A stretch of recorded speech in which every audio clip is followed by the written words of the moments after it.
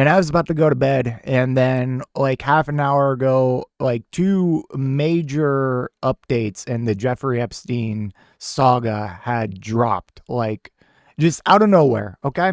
So, first one is going to be Donald Trump's name in Jeffrey Epstein files redacted by the FBI. And then we're going to talk about Ghislaine Maxwell, who is trying to seek a pardon from Donald Trump. She has been quietly moved to a different facility. So that's interesting. Okay, starting off from Newsweek, Donald Trump's name in Jeffrey Epstein files redacted by the FBI.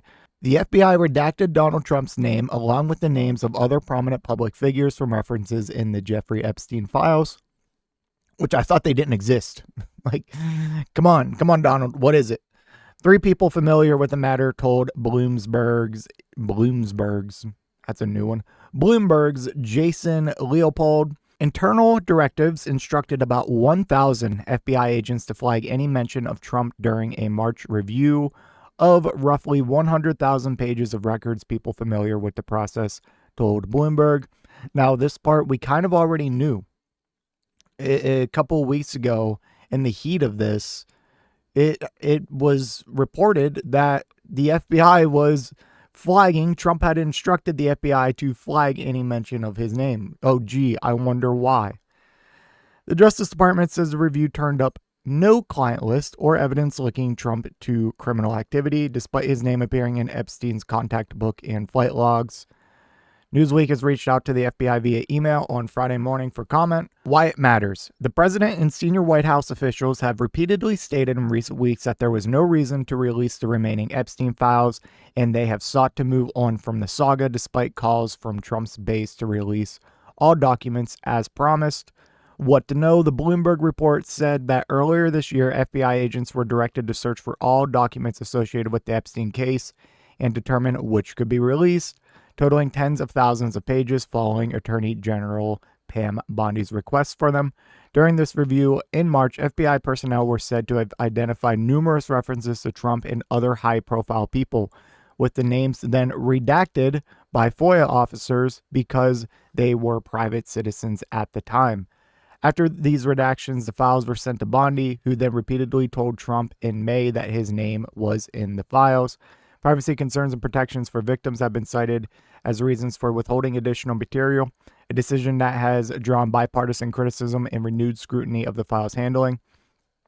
And this is such like, I hate this excuse so much. It's like, no one is asking for the names of the victims. It's just kind of it's like almost like an unspoken just nod, like, yeah, obviously we don't want the victims being doxxed and seeing all their names. And my other favorite one is like, Democrats want them to release the files so they can see CP. Are you kidding me? Like, who said that? Who even hinted that? Obviously, we don't want to see the actual footage. You idiots. You straw manning just freaks, pedophile defenders. Jesus. Like, God, these people are so dishonest. And like, oh gosh. Okay. Trump has said he believes his name was added to the files by former President Barack Obama and others within his administration. What people are saying, President Donald Trump speaking to reporters earlier this week, this whole thing is a hoax. They ran the files. I was running against somebody that ran the files. If they had something, they would be released. All right. Okay. So that's that. So the FBI was strictly ordered to go through these files and redact any mention of Trump. I wonder why. And here is an interesting one that also just broke around the same time. Epstein accomplice Ghislaine Maxwell quietly moved out of Florida federal prison. Ghislaine Maxwell, the convicted sex trafficker and longtime associate of Jeffrey Epstein, has quietly been moved from a federal prison in Florida to one in Texas. A Federal Bureau of Prisons official confirmed August 1st. The transfer comes as Maxwell's attorneys are pressing the U.S. Supreme Court to overturn her conviction, while also seeking a pardon of commutation commutation, for her from President Donald Trump in exchange for her cooperation in the Epstein investigation and broader sex trafficking issues. Yeah, essentially being like, name a bunch of Democrats or billionaires you don't like and say, yeah, Donald Trump, he had no idea. He was not involved whatsoever. It's like, yeah, okay.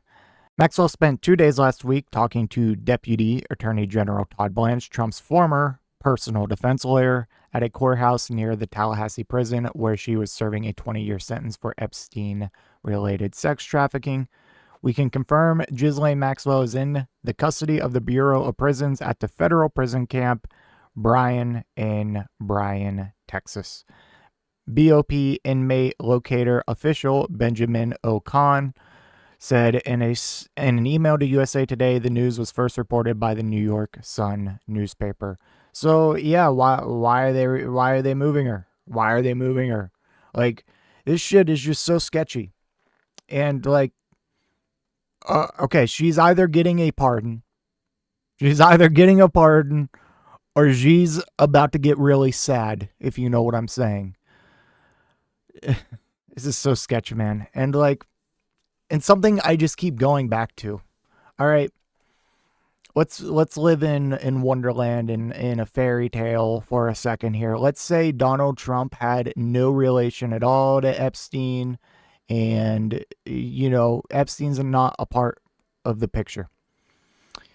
Is it not weird enough or off-putting enough to people that he just admitted that he had girls as young as 14 years old working at his spa that he keeps saying is the best spa in the world? Why, at your spa for your rich douchebag friends, why do you have underage girls at your spa, working at your spa? And before that, and around that time too, Trump was running a teen like beauty pageant with contestants as low as 15 years old. Is this like alone not enough like of a red flag? Like, Epstein aside, red flags everywhere. But when you add Epstein into the equation, and when he was most closely confirmed to be, when all these pictures of them like were actually taken, being all buddy and him saying, yeah, Epstein's a great guy.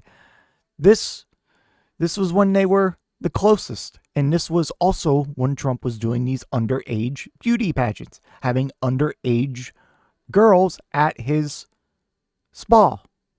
So, like, am I losing my mind here? It's so obvious. But again, like, my point is, if Jeffrey Epstein, if he didn't exist in this scenario, I still wouldn't fucking trust this dude, and I would probably still call him a creep-ass pedophile. Who the hell hires 14-year-olds at your spa? Who runs an underage beauty pageant? Anyone who does that shit or is into that shit, you are cut off from me, bro. I don't want anything to do with you.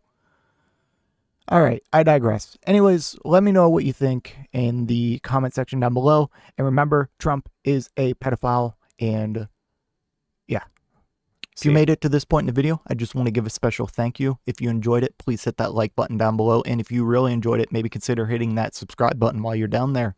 I want to hear your thoughts in the comment section. I will try to reply to any and all comments that I can. Until next time, watch that video on screen.